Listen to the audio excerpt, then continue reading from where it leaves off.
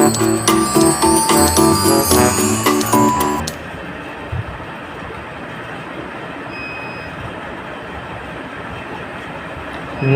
संस्कृताय। संस्कृत कक्षा में आपका स्वागत है। मैं प्रतीत राम वर्मा, असिस्टेंट प्रोफेसर, श्री गांधी महाविद्यालय, सिधौली, सीतापुर। आज मैं BA प्रथम वर्ष के सेकेंड सेमेस्टर के अंतर्गत प्रथम प्रश्न पत्र काव्यशास्त्रम पढ़ाने जा रहा हूँ। काव्यशास्त्रम में एक ग्रंथ है साहित्य दर्पण, उसे आपको पढ़ना है। वो ग्रंथ तो बहुत बड़ा है, इसमें जो खास बातें हैं उनके विषय में मैं आपको बताने का प्रयास करूँगा। तो आज मैं आपको शब्द शक्तियों के विषय बताऊंगा कि शब्द शक्ति क्या है और शब्द शक्ति कितने प्रकार की होती है। तो जब किसी शब्द का अर्थ हमें ज्ञात हो जाए और शब्द के अर्थ का ज्ञान कराने में जो शक्ति कार्य करती है उसे शब्द शक्ति कहते हैं। अर्थात शब्द का अर्थ बताने में या शब्द के अर्थ का ज्ञान कराने के लिए जो शक्ति काम करती है उस शक्ति को शब्द शक्ति कहते हैं। अर्थात शब्दार्थ का ज्ञान कराने वाली शक्ति शब्द शक्ति कहलाती है। तो शब्द शक्तियाँ तीन प्रकार की, कौन कौन सी? अभिधा, अभिधा, लक्षणा और व्यंजना। सबसे पहले जो शब्द शक्ति होते हैं उसे क्या कहते हैं? अभिधा। अभिधा शब्द शक्ति जो है ये प्रथम शक्ति मानी जाती है और कहा गया है कि साक्षात संकेतित अर्थ का बोध कराने वाली शब्द की पहली शक्ति अभिधा कहलाती है। साक्षात संकेतित अर्थ का बोध कराने वाली शक्ति अभिधा कहलाती है। अतत्र संकेतितार्थस्य बोधनादि अग्रिमा अभिधा। अर्थात किसी शब्द का अर्थ हमें बड़ी आसानी से मिल जाए, निकल आए तो उसे अभिधा कहेंगे। क्या कहेंगे? अभिधा कहेंगे।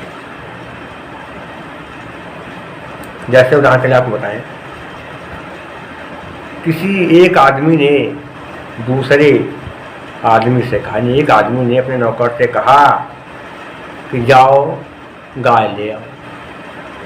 एक आदमी ने अपने नौकर से कहा जाओ गाय ले आओ, और जब उस आदमी ने नौकर से कहा गाय ले आओ तो वहीं पर एक छोटा बच्चा बैठा था 10 साल का, जिसको उस आदमी की बात समझ में आती नहीं थी कि ये क्या कह रहा है, उसकी भाषा नहीं आता था। फिर इसके बाद थोड़ी देर बाद वो आदमी गाय लेकर आ गया।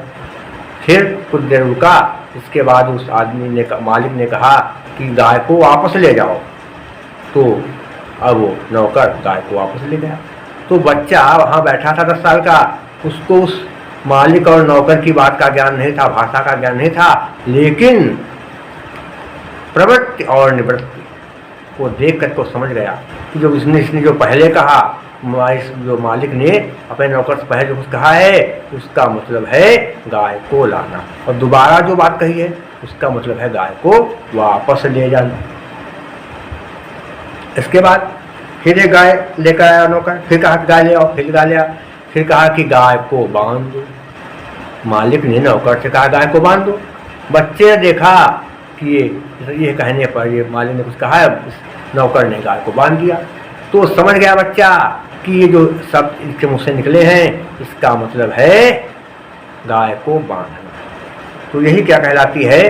प्रवृत्ति और निवृत्ति को देख करके जब हमें किसी का ज्ञान होता है तो उसे अभिधा शब्द शक्ति कहते हैं। क्या समझिए?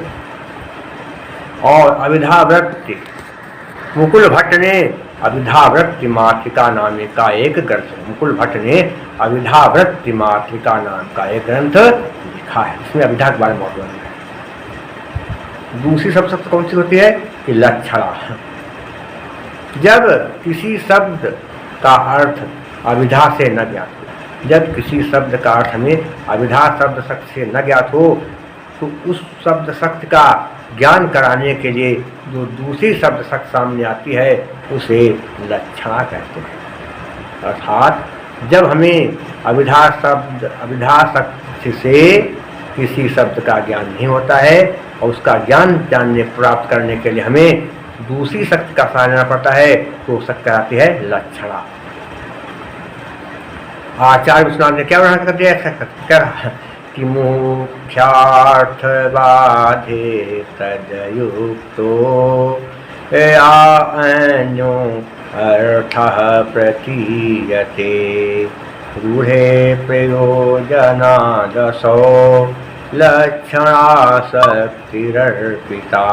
अर्थात अविधा शब्द के द्वारा जिसका ज्ञान न हो वो मुख्यार्थ कहलाता है। अविधा शब्द शक्ति के द्वारा इसका ज्ञान न हो वो मुख्यार्थ कहलाता है। इसका बोध होने पर अर्थात वाक्य में मुख्यार्थ का अन्वय संपन्न होने पर, जब रूढ़ अर्थात प्रसिद्धि के कारण अपना किसी विशेष प्रयोजन का सूचन करने के लिए मुख्यार्थ से संबंध अन्य अर्थ का जब ज्ञान होता है तो उसे लक्षणा कहते हैं। फिर से बात समझे क्या है कि मुख्यार्थ का बाद होने पर, मुख्यार्थ के साथ जब लक्ष्यार्थ का संबंध हो जाता है तो रूढ़ या प्रयोजन के आधार पर शब्द का ज्ञान होता है और उस शब्द का ज्ञान जो शक्ति कराती है उसे लक्षणा कहते हैं। आपको समझाएं कैसे, देखिए आचार्य विश्वनाथ ने कहा कि जैसे कहा कलिंग साहसिका, कलिंग साहसिका का क्या हुआ, कलिंग साहसी है। कलिंग साहसिका मतलब क्या हुआ, कलिंग साहसिका, इसका मतलब कलिंग साहसी है। यहाँ पर मुख्यार्थ में बाधा पड़ रही है क्योंकि कलिंग एक देश का नाम है। देश साहसी नहीं होता है, देश में रहने वाला व्यक्ति साहसी होता है। ये क्या है, बाधा है। मुख्यार्थ में बाधा क्या पड़ रही है कि कलिंग साहसिका में कहा कलिंग साहसी, तो देश तो साहसी हो नहीं सकता। क्यों, क्योंकि देश कहाँ होगा साहसी, साहसी होते हैं देश के रहने वाले। तो यहाँ पर ये क्या है, मुख्यार्थ में बाधा पड़ रही है, यही है क्या। तो अब इसके बाद क्या करेंगे, इसमें हम अंदाज वो करेंगे क्या, मुख्यार्थ के साथ हम क्या करेंगे, लक्ष्यार्थ। लक्ष्यार्थ क्या है कि कलिंग देश के रहने वाले लोग, तो कलिंग के साथ हमने क्या किया, वहाँ के लोगों का संबंध जोड़ा, तो क्या हो गया ये। और फिर इसके बाद क्या हुआ, रूढ़ या प्रयोजन। प्रयोजन का मतलब क्या हुआ कि ये बात बहुत पहले चली आ रही, कलिंग के लोग साहसी होते हैं, ये बात प्रसिद्ध है। इन शब्दों से मतलब यही निकला कि कलिंग साहस का अर्थ यही हुआ कि कलिंग के लोग जो होते हैं वो साहसी होते हैं। तो यहाँ पर क्या हो गया, लक्षणा हो गई। फिर से वापस समझ लीजिए क्या है, जैसे कहा गंगायाम घोषा, गंगा में घोष है। गंगा में घोष, घोष माने गाँव, तो अब यहाँ बाधा है, गंगा में गाँव कहाँ हो सकता है, हो ही नहीं सकता। तो गंगा में गाँव होगा तो गंगा में अगर गाँव तो गाँव बह जाएगा, तो इसलिए क्या है, मुख्यार्थ में बाधा पड़ रही है।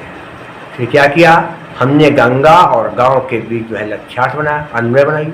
तो इसका मतलब ये हुआ कि गंगा के किनारे गाँव है, ये बात। तो क्या हो गई, लक्षणा शब्द से दूसरे शब्द। और लक्षणा मुख्य रूप से 6 प्रकार की होती है और इसके सारे भेदों को मिला करके लक्षणा के 80 भेद होते हैं, ये जानते हैं। विस्तार से तो इतना नहीं बता पाएंगे, तो वीडियो में इतना कैसे हो सकता है। अब तीसरी शब्द सकते हैं, उसका क्या नाम होता है, व्यंजना। जब किसी शब्द का अर्थ अविधा और लक्षणा दोनों शब्द शक्तियाँ बताने में असमर्थ हो जाएं, उस समय जब किसी शब्द अभिधा और लक्षणा किसी शब्द का अर्थ बताने में पूरी तरह से असमर्थ हो जाएं, उस समय जब उस शब्द का बिल्कुल नया अर्थ कोई शक्ति बताए तो उसे कहते व्यंजना शब्द शक्ति। क्या हो गया? लक्षण क्या बताया इन्होंने? विश्वनाथ जी ने क्या कहा कि वियता स्वभिधाद्यास ययार्थो बोध्यते परः सवृत्तिर्व्यञ्जनानां शब्दस्यार्थादिकस्य च। अर्थात जब अभिधा और लक्षणा किसी शब्द का अर्थ बताने में असमर्थ हो जाती हैं, उस समय जो शब्द शक्ति उस शब्द का अर्थ बताती है उसे व्यंजना कहते हैं। जिससे बताएं आपको क्या होता है। जैसे कहा भाई गंगायाम घोषा, तो गंगायाम घोषा ये बताया किसने? लक्षण ने बताया कि गंगा के किनारे गाँव है, लेकिन व्यंजना शब्द कहती है कि गंगा के किनारे पवित्रता और शीतलता है। व्यंजना शब्द कहती है कि गंगा के किनारे पवित्रता और शीतलता है। ये कौन बताता है? व्यंजना शब्द। व्यंजना दो प्रकार की होती है, शाब्दी व्यंजना और आर्थी व्यंजना। इस चीज को आप ध्यान रखेंगे। और आप लोगों से अनुरोध है कि जब आप वीडियो देखें तो कृपया इसे लाइक कर दें, और अगर सब्सक्राइब अभी तक नहीं किया है तो आप कृपया इसे सब्सक्राइब भी कर दें। तो आज के लिए बस इतना ही, शेष मैं आपको अगले वीडियो में बताऊंगा। तब तक के लिए नमः संस्कृताय।